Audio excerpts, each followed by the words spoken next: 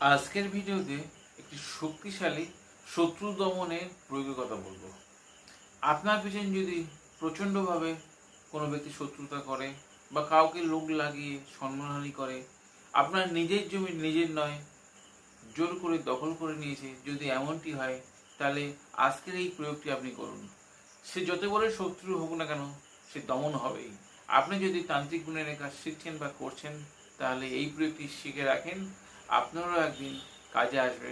যদি আপনার পেছনে এমন কোনো শত্রু লেগেছে, তার প্রতিপত্তি এতটাই গ্রামের লোক লাগিয়ে আপনাকে সম্মানহানি করছে, মারার চেষ্টা করছে, তাহলে এই প্রয়োগটি আপনি কাউকে কিছু না বলেই করুন। সেই শত্রু কিন্তু বিনাশ হবে, বরবাদ হবে, ধ্বংস হবে।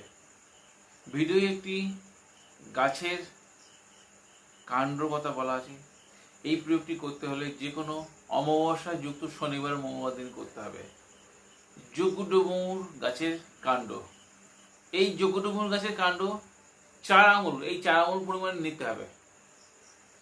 এই যজ্ঞডমুর গাছের কাণ্ড জাগ্রত করে তুলে আনবেন সেই শনিবার বা মঙ্গলবার যুক্ত অমাবস্যার দিন।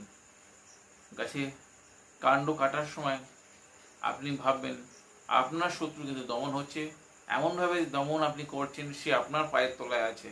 আপনি এমনটি ভেবে সেই গাছকে নিমন্ত্রণ করে আপনি বলে আসবেন যে আমি আমার এই শত্রু দমনের জন্য আপনার কাছে কাণ্ড আমি নিলাম, আপনার শক্তি আমার সঙ্গে থেকে আমার এই বিপদ থেকে উদ্ধার করুন।